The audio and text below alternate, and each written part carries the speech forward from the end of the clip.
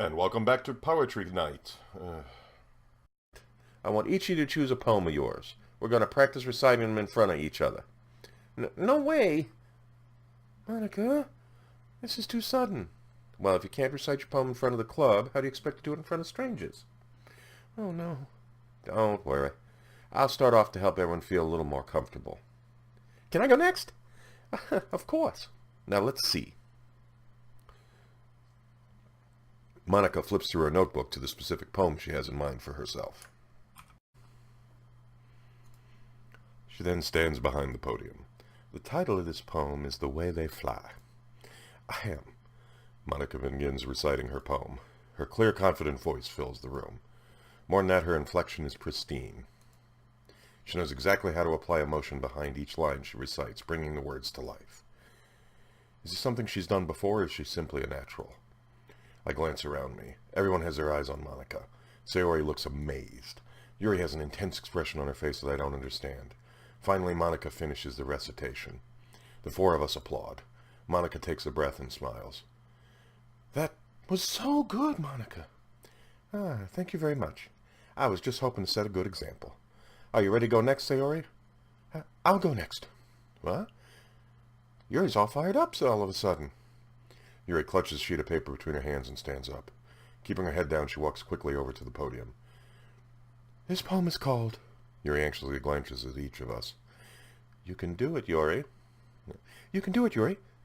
It's called After Image of a Crimson Eye. Yuri's voice shakes as she starts reading the poem. Just a moment ago, she practically refused to do this. Why is she suddenly putting in so much effort? As Yuri gets past the first couple of lines, her voice changes. It's almost like what happens when Yuri gets absorbed into her books. Her quivering words transform into the sharp syllables of a fierce and confident woman. The poem is full of twists and turns in its structure that she enunciates with perfect timing. This must be a rare glimpse into the whirling fire Yuri keeps concealed inside her head. Suddenly she's finished. Everyone is stunned. Yuri snaps back into reality and glances around her as if she bewildered even herself.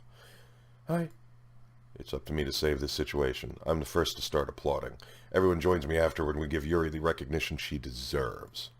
It's not that we didn't want to applaud from her, but we were caught so off guard we must have forgotten. As we applaud, Yuri holds the poem to her chest and rushes back into her seat. Yuri, that was really good. Thank you for sharing. Looks like Yuri is down for the count. Okay, I guess I'm next then. So Yuri hops out of her chair and cheerfully walks to the podium. This one's called My Meadow. Sorry, I giggled. Sayori. It's a lot harder than I thought. How did you guys do it so easily? Try not to think of it like you're reciting to other people. Imagine you're reciting it to yourself, like in front of a mirror or in your own head. It's your poem, so it'll come out best that way. I see. Okay, then. Sayori begins her poem. Somehow it feels like her soft voice was made as a perfect match. The poem isn't aimlessly cheerleads like Sayori is. It's serene and bittersweet. If I were to read this on paper, I probably wouldn't think much of it. But hearing it come from Sayori's voice almost gives it a whole new meaning. Maybe this is what Sayori meant when she said she likes my poems. It's like I get to reach more deeply into someone than thought I knew through and through. Sayori finishes and we applaud.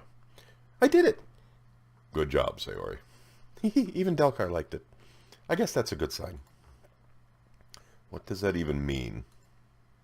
It came out nicely, Sayori. The atmosphere of the poem fits you really nicely. But it might be the other poems wouldn't work quite as well with that kind of delivery. Huh? I don't really understand. In other words, I've seen poems of yours where that sort of gentle delivery wouldn't work as well. They might need a little more force behind them, depending on what you're reading. Oh, I know what you mean. I've been practicing that kind of thing. It's just embarrassing to do it in front of everyone. Then next time I'm going to make you pick a poem to challenge you a little more. We don't have much time before the festival, you know. Okay. Now, who's next? Natsuki? Don't make me go before Delcar. It's not like I can compare to you guys anyway. Might as well let Delcar lower everyone's standards a little before I have to do it. Whoa. Natsuki. It's fine. I might as well get it over with. Like I care what the 12-year-old thinks. But it's not like I have much of a selection of what to read. I'll just go with what I wrote for today. I stand up and step in front of the podium. Everyone has their eyes on me, making me feel awesome. I recite my poem. It was many and many a year ago, in a kingdom by the sea, that a maiden there lived whom you may know by the name of Annabel Lee. And this maiden she lived with no other thought than to love and be loved by me. She was a child and I was a child in this kingdom by the sea, but we loved with a love that was more than love, I and my Annabel Lee, with a love that the winged seraphs of heaven coveted her and me. And this was the reason that long ago in this kingdom by the sea, a wind blew out of a cloud by night, chilling my Annabel Lee. So their high-born kinsmen came and bore her away from me, to shut her up in a sepulchre in this kingdom by the sea. The angels, not half so happy in heaven, went envying her and me. Yes, that was the reason, as all men know, in this kingdom by the sea, that the wind came out of a cloud, chilling and killing my Annabel Lee. But our love it was stronger by far than the love of those who were older than we, of many far wiser than we, and neither the angels in heaven above nor the demons down under the sea can ever dissever my soul from the soul of the beautiful Annabel Lee. For the moon never beams without bringing me dreams of the beautiful Annabel Lee, and the stars never rise but I see the bright eyes of the beautiful Annabel Lee. And so all the night tide I lie down by the side of my darling, my life and my bride, in her sepulchre there by the sea, in her tomb by the side of the sea. Since I'm not... Once I finish, I receive applause anyway. Sorry, I'm not really as good as everyone else. Don't worry about it so much. I think it's less about your abilities and more about your lack of confidence in your writing. That's something that'll improve over time, though. Yeah, maybe. All right, then. That just leaves you, Natsuki. Yeah. I'm going. Natsuki begrudgingly gets out of her seat and makes her way to the podium. The poem is called... It's called... Why are you all looking at me? Because you're presenting. Humph. Anyway, the poem is called Jump. Natsuki takes a breath. Once she starts reciting the poem, her sour attitude disappears a little. And while she's still a little unenthused, her poem has a rhythm and rhyme to it. It's Natsuki's trademark style, and it works surprisingly well when spoken aloud. The words feel like they bounce up and down as if giving life to the poem. Natsuki finishes and everyone applauds. She huffs back to her seat. That wasn't so bad, was it? Easy for you to say. You'd better not make me do that again. Well, do you at least feel prepared enough to recite a poem in front of other people? I mean, doing it in front of other people will be way easier. I can put on whatever face I want for other people. But when it's just my friends, it's just embarrassing. That's a surprise, Natsuki. I think it would be the other way around for me. Well, that's just how it is, so... Well, I guess in that case, you won't have much to worry about for the festival. That said, I want to thank everyone for coming through. It might be hard, but I hope you all have an idea of what it's like now. Make sure you pick a poem and get enough practice before the festival, okay? I'll be making pamphlets, so let me know ahead of time what you'll be reciting. Yeesh. I should probably find some other poem to recite instead. That's fine, too. It doesn't have to be your own. I'm already pleasantly surprised you're putting in all this effort for the club. It makes me really happy. Yeah. No problem. Okay, everyone. I think that's about it for today. I know the festival's coming up. Let's try to write poems for tomorrow as well. It's been working out really nicely so far, and I'd like to continue that. As for the festival, we'll finish planning tomorrow, and then we'll have the weekend to prepare. Monday's the big day. I can't wait. I can do this. All right. I stand up. There's no way I'll be able to find the same enthusiasm as Sayori and Monica, but I'll do my best to get through it. If it's for the sake of the club and impressing Monica, then I'll have to do my best. Ready to go, Sayori? Yep. Look at you two. Always going home together like that. It's kind of adorable, isn't it? Hee hee. Jeez, guys. Don't make such a big deal out of it. Must be a little nice, though. Well, how am I supposed to respond to that? It's okay, Delcar. You don't have to say it. Whatever. Let's go. I walk home with Sayori once more. Even though it's only been a few days, lots of things have already changed. But today, Sayori is being a little quieter than usual on the way home. Hey, Sayori? Sorry, I was spacing out. Oh. No wonder. I was thinking about something from earlier. I like how we get to... Sayori fumbles with her words. So let's just say that one day Yuri asks to walk home with you. Huh? What would you do? What kind of question is that? You're kind of putting me on the spot here.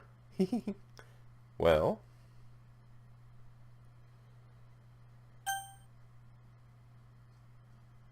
No. Sayori, you really think I would ditch you for Yuri? Eh? But, she's so beautiful and smart. Jeez. I already see her in the club every day. Besides, you always seem to really like going home together. I wouldn't just ruin that for you. You're so silly, Dokar. You think about me too much sometimes. Yuri would deserve it if she wanted it, though. Sayori, I've already made up my mind. I really can't figure it out sometimes. Sorry. Besides, what's the point in speculating on something that's never going to happen? Mm-hmm. Conversation trails off. It's kind of a weird thing for Sayori to carry so much. Are you that dense? But I want to respect her and keep her happy, too. Then again, the festival's only a few days away. Who knows what will happen in that time?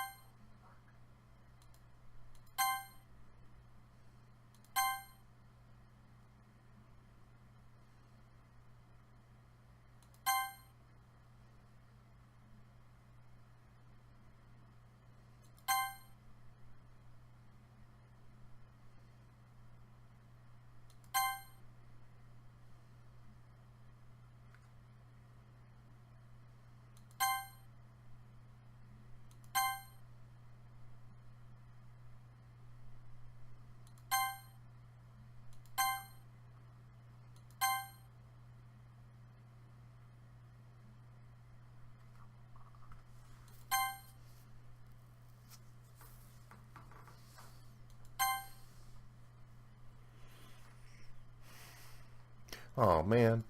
I'm the last one here again. Don't worry, I just walked in, too. Were you practicing piano again? Yeah. You must have a lot of determination. Starting at this club, now picking up piano. Well, maybe not determination, but I guess passion. Remember that the club wouldn't be here if it wasn't for all you. And I'm super happy you're all willing to help out for the festival, too. I can't wait for the festival. It's going to be great. Huh? Weren't you complaining about it just yesterday, Natsuki? Well, yeah. I'm not talking about our part of the festival. But it's a whole day of school where you get to play and eat all kinds of delicious food. You sound a bit like Sayori all of a sudden. Did you eat her? Monica, do they usually have fried squid? Squid? That's a pretty specific thing to look forward to. Oh, come on. Are you saying you don't like squid? You of all people? I didn't say I don't like it. Besides, what do you mean by you of all people? Because it's right in your name. Monica. I don't get it. Eh? That's not how you say my name at all. Also, that joke makes no sense in translation. Thank you. Oh, never mind. So Monica... Okay, that's twice now. She's genre aware.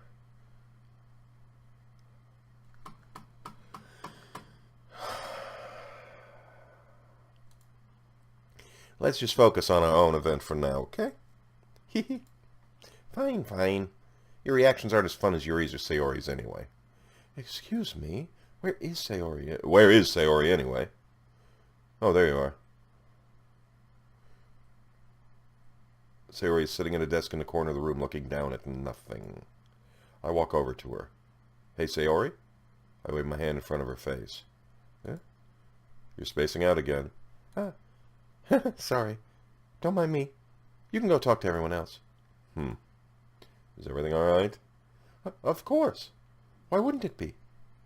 It just feels like you're a little off. Sorry for assuming things. Jeez, you worry too much about me. I'm fine, see? Sayori shows me a big smile. Don't let me distract you from having fun with everyone. Well, alright. If you say so. I worriedly glanced at Sayori before turning back towards everyone else. But the conversation already dispersed when I ran back at their usual activities. Maybe I should ask Monica if she knows anything about Sayori recently.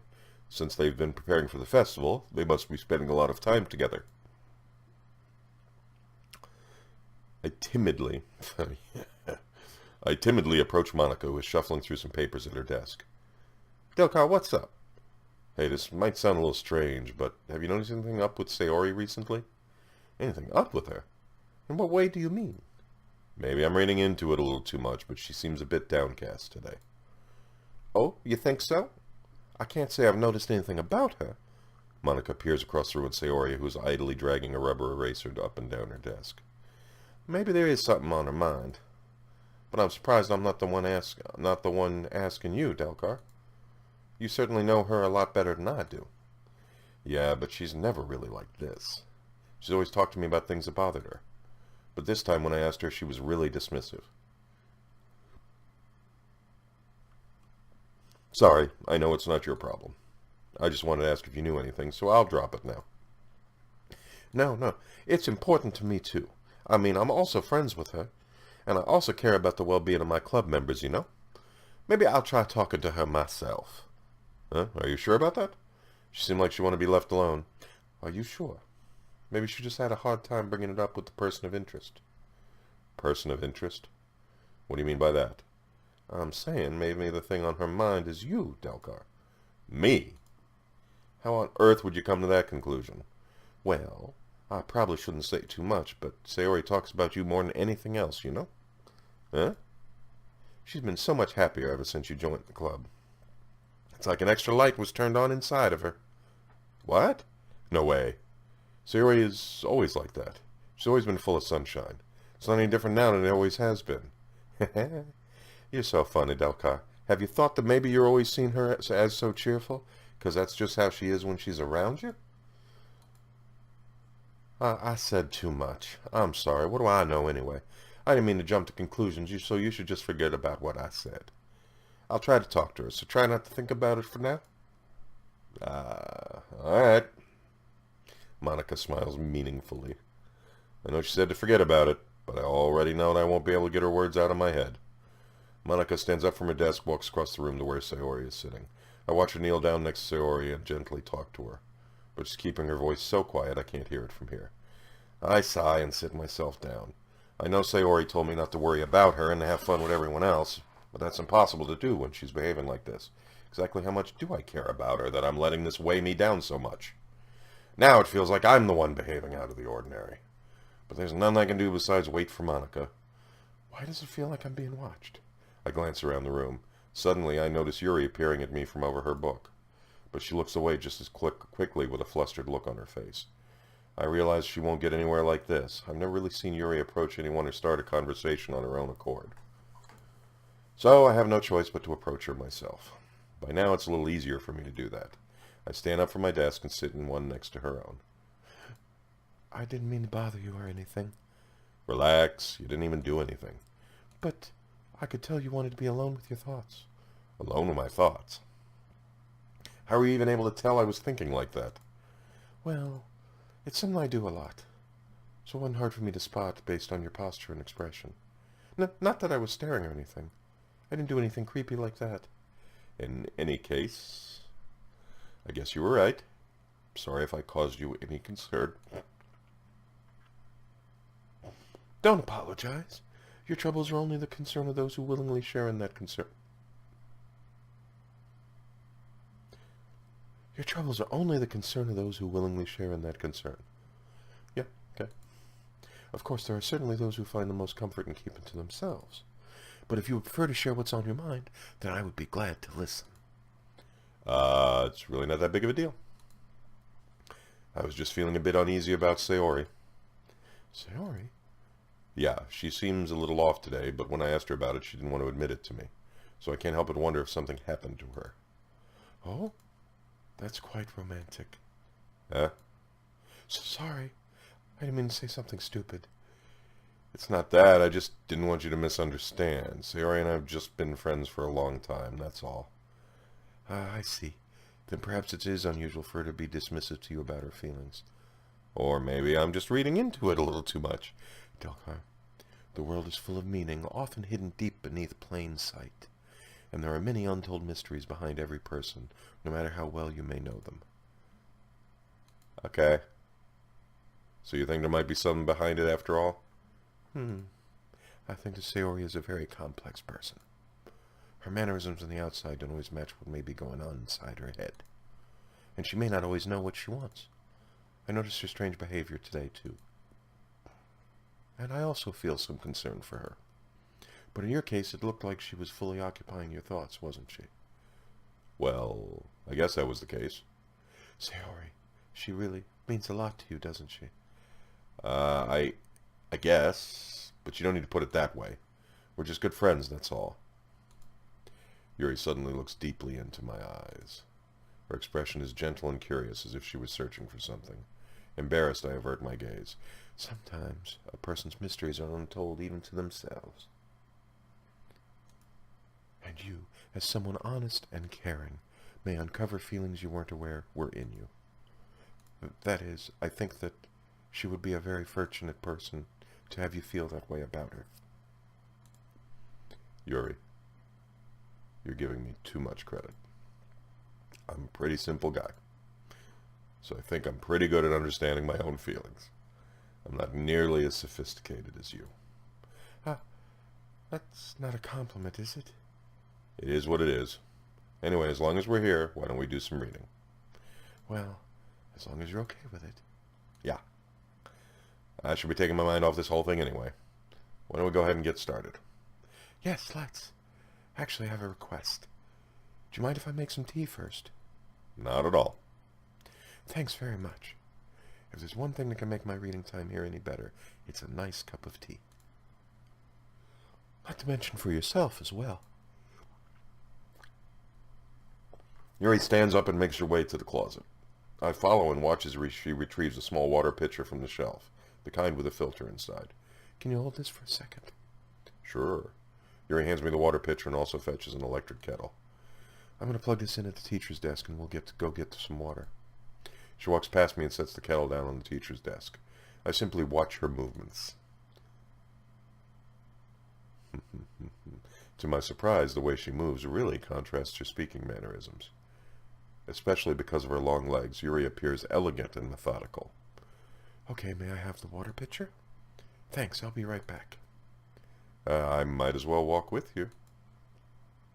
Yeah, why not? Shall we go then? Yeah. Where are you two off to?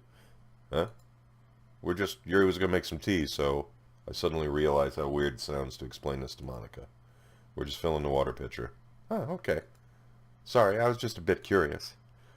That's kind of a one-person job, isn't it? Monica, please mind your own business for once. Or do you want to tell me there's something wrong with helping involve Delcar in club activities? Huh? My mouth gapes. I suppose there's nothing wrong with that. Then let's go, Delcar. Yuri quickly exits the room, and I follow. Once in the hallway, she suddenly puts her forehead against the wall. I spoke without thinking. How could I say something like that? Yuri. Something about the way she said that. It made me feel so irritated. What's wrong with me? No, Yuri. I think you did the right thing. I wasn't expecting it, but it's also not right for Monica to judge people like that. Delcar, how come even when I do something bad, you're being nice to me? Because nothing you do is as bad as you make it seem in your head. Nobody's perfect. We have emotions and we can't always hide them away. But you always amplify things in your head. Your mind turns a light rain shower into a hurricane. No. Wouldn't you hate me for something as terrible as that? Why would I hate you? I can't hate someone for having emotions. What kind of friend would do that? Don't friend zone yourself, dumbass. Friend, you say? Uh, um... Yuri lifts her head. Delcar, I really like being friends with you. Thanks, Yuri. I like being friends with you, too. I feel kind of awkward saying something like that. But I'm doing my best to help Yuri feel better. Anyway. Yeah. Shall we go? Yeah. Yuri and I walk to the nearest water fountain. Once we fill up the water pitcher, we return to the classroom. Delcar, do you like oolong tea? Yeah. Anything is fine. Very well. Yuri sets the temperature in the kettle to 200 degrees. Now it's time to get the teapot. You really do this properly, don't you? Of course. I shouldn't do any less when I'm making tea for others. Even if I'm not an expert on tea or anything? In that case, you'll only be even more impressed. Perhaps I will. Yuri fetches the teapot and begins measuring the tea leaves.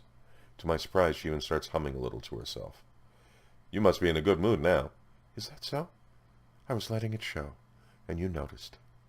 I was doing a bit of thinking, and I decided I would try expressing myself a little bit more. It turns out it's not very hard for me to do, when it's you who's around anyway. That's great, Yuri. Just don't push yourself too much. You're always worrying about me, Delcar. It's very endearing.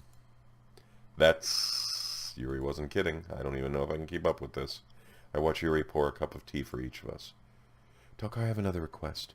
Do you mind if we sit on the floor today? Why's that? It's a little bit easier on my back.